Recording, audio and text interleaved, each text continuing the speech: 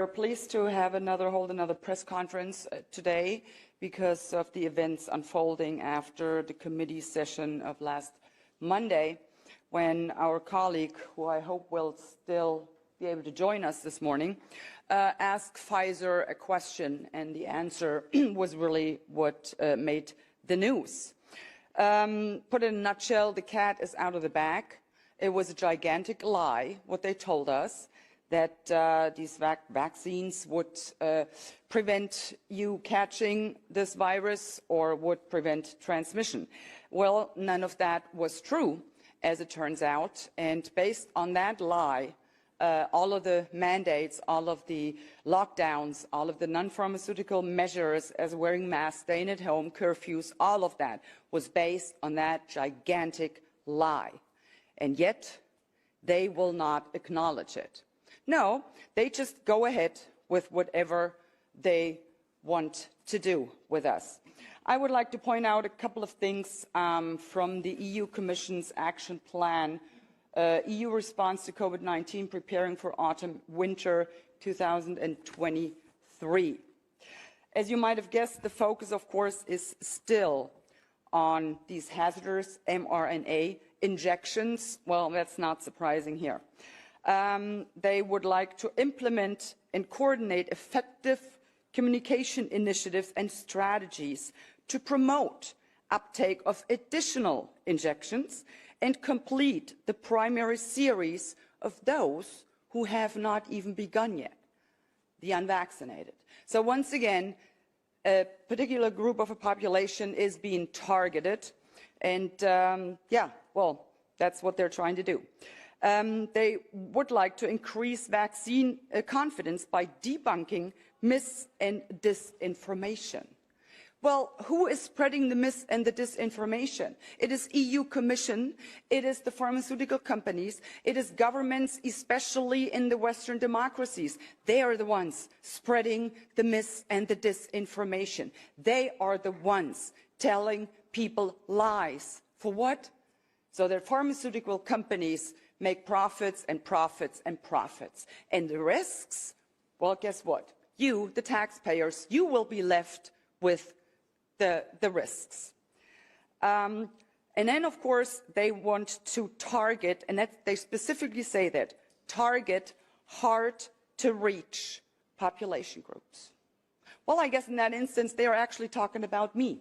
Yes, I am a hard-to-target, a hard-to-reach population group, because I saw through their lies from the get-go.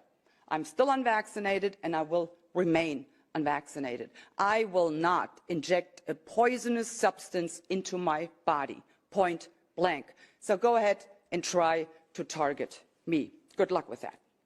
Then, of course, they go on with the gaslighting, labeling vaccine hesitancy, this is what they call it, as anti-Western and anti-EU. Can you believe this?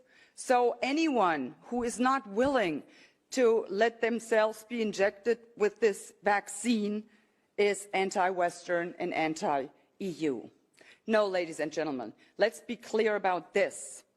If you do not want to poison your body, and it is your choice to do with your body whatever you please. Remember, my body, my choice? That's their narrative, actually. Remember that. So, if you do not want to take that vaccine, that has nothing to do with being anti-Western or anti-EU. It is pro-people.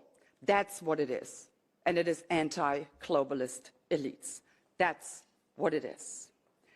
And in this action plan, they refer several times to not only COVID-19, but now they slip in influenza. So this will be the next step for their measures, whether it be vaccinations or non-pharmaceutical interventions like wearing masks or staying at home curfews. Then they will be able to do so when there is an influenza pandemic or wave. And whenever I think they could not possibly come up with yet another atrocity to inflict on people, they sure as heck prove me wrong.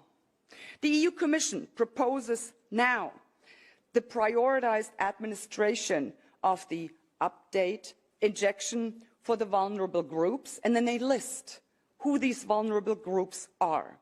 And they start by saying people aged 60 years and older, individuals with underlying conditions. No problem there. But then they list another group. And you really need to brace yourselves for that one.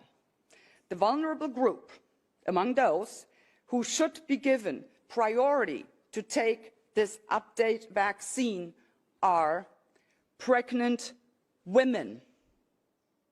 I have never heard anything more despicable than that, because the point is this: they do not know what this vaccine does to the unborn child. They simply have no clue. And yet, now they're pushing it on pregnant people. And keep in mind, there has been a drop in birth rate.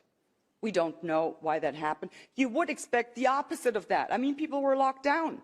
Remember what happened when they had a blackout in New York in the 70s? 9 months later, they were like babies left and right. But not this time. People were locked up for months in their homes. Nothing. Drop in birth rate? Interesting question. And these are the questions that we should be asking.